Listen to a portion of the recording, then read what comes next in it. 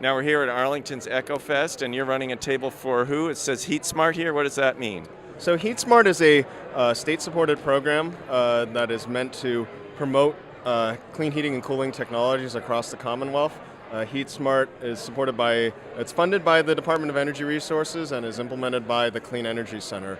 And so, similar to the Solarize Mass program, which has been running since 2011, Heatsmart aims to support community-level grassroots outreach, education, and awareness of renewable energy technologies. So now, when you say clean, can you tell me exactly what you mean by that? I mean, somebody who I have natural gas in my house. 10 years ago, they said, oh, this is clean.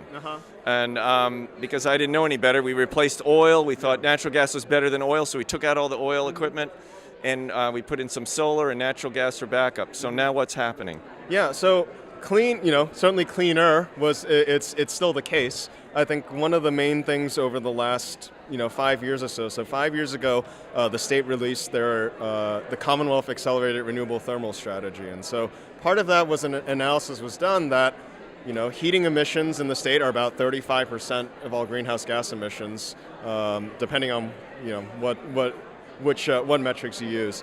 But in general, the idea is if we're trying to get to 80% by 50 in accordance with the Global Warming Solutions Act, there's no way we can do that by keeping fossil fuels as the primary means of heating and cooling our homes. So when we say clean, what we're referring to is replacing fossil fuel heating with renewable and clean sources of heating. So in this case, the Heatsmart program is supporting 4 technologies. 2 of them are heat pumps, which transfer heat from the outdoor air or from the ground, so that heat comes renewably from the sun, and then it's powered by electricity, which under Massachusetts law will continue to become more and more renewable over time. Okay. And then we're also talking about solar hot water, which instead of using the sun to generate electricity, we're using it to directly heat water in a way to offset fossil fuel usage for heating and cooling. And then we're talking about more modern, higher efficiency applications for wood heating, which when done correctly and sustainably managed, also offers substantial emissions reductions off of oil and gas. So the idea is that even under today's conditions, with the grid being about 12% renewable and about another 15% or so coming from nuclear, a heat pump will offer about 10 to 20% emissions reductions below gas today. If you're powering that with solar, or it's 20 years down the road and our grid is even more renewable, that amount's going to continue to decline, whereas a gallon of oil or a therm of gas is going to release the same amount of carbon in 20 years as it will today. And so when you're saying the grid, what you're really, I'm going to slow you down a little bit here. You're talking about all the sources of electric generation that go into the electric grid that then are, that we pay for when we pay our electric bill, what's fed into our homes through the wiring that we have. Mm-hmm. Yeah, so the electricity grid today, according to the independent system operator for all of New England, is about 700 to 750 pounds of CO2 are released for every megawatt hour of electricity that's generated. Over time, we're expecting that to continue to decline, as Massachusetts gets closer and closer towards hitting its longer-term carbon targets. So under today's grid mix, under that mix of fuels of mostly gas, some oil, we've gotten rid of all the coal, but then there's some nuclear and wind and hydro and solar as well. All of that combined is still providing emissions reductions by using electricity from the grid to power these heat pumps today than it would be if you were burning gas in your home. So let me stop you right there and say, okay, because I put a lot of money into a system that was built even just 10 years ago, and my house was very forward thinking at that time. I'm the guy paying the bills every month in my house. I have a couple of roommates, but in the long run, if I have to tear out a significant amount of my equipment in my house and replace it with something new, there's a lot of people who can't afford to do that. I can't afford to do that right now. How is this going to happen? If you want to do this aggressive thing, where are people going to get help to do this? So certainly, first of all, there are a lot of incentives that are available for all of these technologies. All of them, there are actually, it's anywhere from it's anywhere like the incentives that are available can be as much as 25 to 50% of the cost of the system today. There are a lot of different sources for those incentives. Mass Save, the utility efficiency program, under the new efficiency plan for the next 3 years, has committed to establishing a target of installing about 62,000 heat pumps in the next 3 years through more aggressive rebates and through making folks more aware of it through the home energy assessment, the home energy audit program. The State Department of Energy Resources launched a new incentive program last year that provides energy credits to people that install renewable heating and cooling technologies. And then the Clean Energy Center also has a set of rebates that'll keep running for the next couple of years. So there's a lot of technologies that can work in different applications today, a lot of incentives available, but one of our biggest challenges is that they're just not well known at this time. And so yeah, I think what you described as your situation, heating system replaced, relatively recently within the lifetime of the system. The furnace and central AC in my apartment is 3 years old, so there's a little bit of a challenge, and I think that actually makes the awareness aspect of these programs even more important, because between now and 2050, the average homeowner is going to replace their heating system once, maybe twice, 3 or 4 times if they're really unlucky. We're expecting that, you put a system in now, it'll stay in there for 15 to 20 years at least. So we only have a couple of chances to get, those particularly the old oil systems and such, replaced with cleaner systems before we get to 2050, and we're supposed to have hit our 80% reduction goals. So you want a person not necessarily to run out right now and say, oh my God, I have to take out a home equity loan to do this, but at the time that my heating system looks like it's about to give up its last ghost, right, then's the time, prepare now for thinking about this in the future. And I'm on Social Security right now, so I have a fixed income. I am making some money, but it's going to be tricky as a homeowner in that situation, right? And you say incentives. I'm already incentivized. Yeah. I want to do it. That's not the problem. The problem is the resources. Right. So I think absolutely. I think the thing is, it's not going to be at the right time for every household. If the average home, say needs to replace the heating system every 20 years, there's 10% of homes that'll be ready to replace it this year or next year, in theory. And so some of these systems can be installed without replacing the existing system or replacing it once it fails. Ductless heat pumps in particular are very popular to install on top of an existing system and keeping the existing system for backup and not ripping it out. Others, like ground source heat pumps, you're replacing the whole system, and so that it's best suited for people who are about to replace their system or their system's getting older. But again, part of it is that making sure people are aware of this, that maybe they're not ready to do it today or next year, but 5 years from now, when their system fails, they don't immediately go for replacing with the exact same thing, but now they've thought about it, they have more neighbors, they have more friends that are aware of these technologies, and they've seen them around town, and seen why the additional benefits beyond just energy and emissions are appealing to them. And so now that they're aware of it, they may consider doing that in the future, because depending on what study you look at, somewhere between 60 and 90% of heating systems and hot water systems are replaced when they fail, and are replaced within a week, and often it's with the exact same thing. And so because they don't have time to think about it. Yeah. Suddenly they're in a panic. If it's January, I'm getting cold now. If it's January and your boiler fails, you can't be blamed for trying to get it fixed as soon as possible. So the hope is that you get people to think about it a little bit more and think, gee, we had a lot of problems with our heating system the last 2 winters. Maybe it's September. Maybe we should think about proactively replacing with something that will save us more money in the long run, and make sure that we don't have a catastrophic failure in the middle of January where we have to all of a sudden scramble and come up with thousands of dollars to replace the system. So you're a homeowner in Arlington. You have some concerns about this kind of plan. Is that correct? Yep, it is. Thank you. So I'd like to ask you a couple of questions about cost.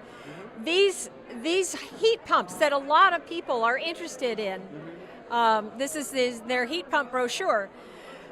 Those are very expensive systems. I have a friend who got it in Cambridge, and they got huge discounts from the city of Cambridge and the various sources. I'm concerned about actual cost. Unlike your ideal customer, my furnace, I'm oil, my furnace has not broken. I don't expect it to break. It slightly goes down in efficiency. So it's not going to be a disaster that I expect that's going to motivate me to change. It's my desire to have a cleaner program and reduce my carbon footprint. What I want to know is how many thousands of dollars is this a new system going to cost out of my pocket versus these sweet little incentives. Yeah. Give him the mic. Give me an idea of actual cost. So it will depend in part on which type of system that you install, because I think you mentioned you have an oil furnace. Yeah. Do you have a central air conditioner? So my first question was going to be then that it's a central heat pump that connects to ductwork can be about 30% more expensive than a central air conditioning system. And so one of the popular applications is that when somebody's going to install central AC, you install a central heat pump instead. And so you start thinking about it as opposed to, it's $10,000 to $12,000 out of pocket. It's that minus what I would have spent on replacing the central air conditioner or what I would have spent replacing the furnace. So I don't ever want to have central air in my house. I hate central air. First of all, I think for me, it's a big waste of energy, and I like to sleep at night with the windows open no matter how hot it is. So if I'm not doing that, what happens next? And I would like to say that I'm the person in front of you. I'm not your ideal customer. So speak to the needs. I know it's very individualized. Who's got what kind of system and what they want to replace. So And can you give an idea in dollars, not we can get you this percentage of discount, in dollars, what a new heat pump system might cost? For a central system that's tied in with an oil furnace, it would probably be probably in the range of $8,000 to $10,000 after the incentives. And that's just for heat, not heat and It is heating and cooling. heating and cooling. Yes. So you're guessing 8,000 to 10,000. It's going. I'm guessing to the best extent, having not seen your home or what the ductwork looks like or things like that. But the idea is that typically, with an oil furnace, you might try to have the heat pump basically tied in and integrated with it, so that they're now functioning as if one system, and so then it ends up being central air in the summer, and then in the winter it runs for a portion of the year when it's the most economical, and then it switches to the oil furnace when it's particularly cold outside. Oh, so you keep the furnace that you've got and add this on? About 95% of installs of air source heat pumps in Mass have been done keeping the existing system in place. It's good to keep it in for backup. People like redundancy because we have weather problems in the state, and it's useful to have a backup in place. Also, with heat pumps, the state is focusing on cold climate systems that'll run down to -13 without stopping running. But the way the economics work and the way physics and heat transfer works is that when it's particularly cold outside, they're not as efficient as they are on a day like this when it's about 40 outside. So on those colder days, sometimes it can be more economical for you to switch to the backup system. And so for that reason, a lot of people don't remove the system that's in place. Now, do you have ductwork? I do. All right, and I have hot water circulating, so that's a question I want to ask. What happens with me, because I don't want the ductwork put in? So it's actually the ductless systems that are most popular in the state right now.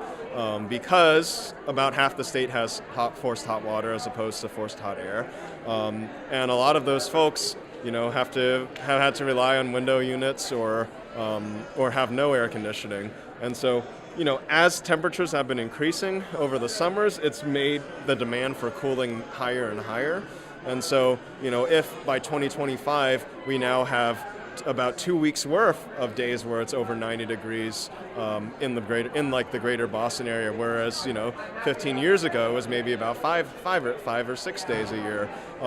That's going to increase the need for cooling. Whether folks, I try not to run the AC as much as possible because it's not, it's energy I don't want to be spending when it's it's primarily I'm not going to freeze to death if I don't run the air conditioner. But it's going to become, I think, more and more of a consideration for folks. Certainly, people who are more vulnerable to heat waves. People. A lot of those populations need access to something that can help to keep them cool as we start having more and more extreme heat events. So, and a lot of people die of heat. That's for sure. Yeah. So certainly, in the city of Boston, for example, they have a program called Seniors Save, where it helps income eligible seniors to get support with installing a new heating system. So what if we were to broaden that sort of program to now support the installation of heat pumps? Because now not only are they going to save money on their heating potentially, but now they'll also have access to cooling, which will help with some of our most vulnerable populations to heat waves. As particularly in these buildings that were not really built to keep people cool, but to keep people warm. Right. Now you had another question? Yeah, I did. So I have solar hot water already, so I've done that step. But I don't have cooling, and honestly, I felt like you. I never wanted to until it gets super hot and humid.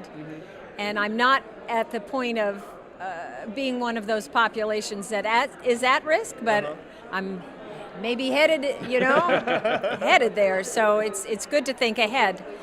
But this program is not tied in with solar, the photovoltaic system that would make all of this an integrated system. So I can't generate the electricity because there's no tie-in. The 4 systems that you have offered of wood pellet furnaces and heat pumps and whatever they solar hot water, that doesn't do that tie-in for me. Is that right? It does, though. The heat pumps are powered by electricity, and so you could, in theory, use rooftop solar to power the heat pump instead. But there's no this. You're talking about the program. The program is there's nothing being offered to help people who still want to go solar on their own roofs. Not at the moment. There's a variant of the Solarized program that Mass CEC runs called Solarized Mass Plus, which is meant to tie PV with electric vehicles or with solar hot water or with heat pumps, technologies that complement each other. I think part of the challenge is, right, that if we're concerned, it's about, an idea. We're talking again about ideal customer has the ability to go solar, replace their car with an EV, replace their heating system with a heat pump. But realistically speaking, people don't have that, have that amount of money on hand. A select few people do, and great for them. And we hope that folks will take all of those steps. But for others, it's more about taking steps and what actually is realistic. If you were able to, for example, a lot of folks opt to buy their solar systems and take out loans for them. A lot of people opt to lease them or use power purchase agreements where they're just paying for the electricity that comes from them. Well, if you were able to sign a power purchase agreement with a solar company and be paying 30% less for electricity locked in on a contract, well, you don't have to finance another $30,000 for solar on top of installing a heat pump or on top of getting a new electric vehicle.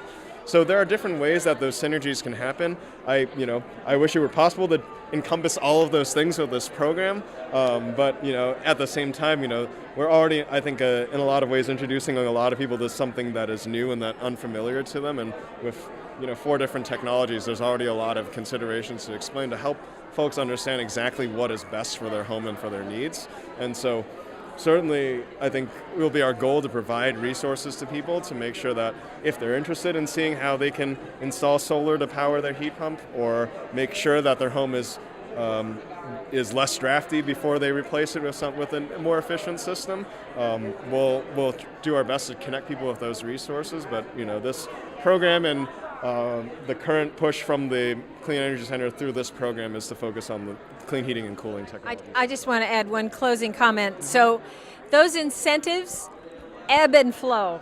Yes. The federal incentives are very low right now, but Massachusetts is working. 30%. Well, that helps. Until end of 2021.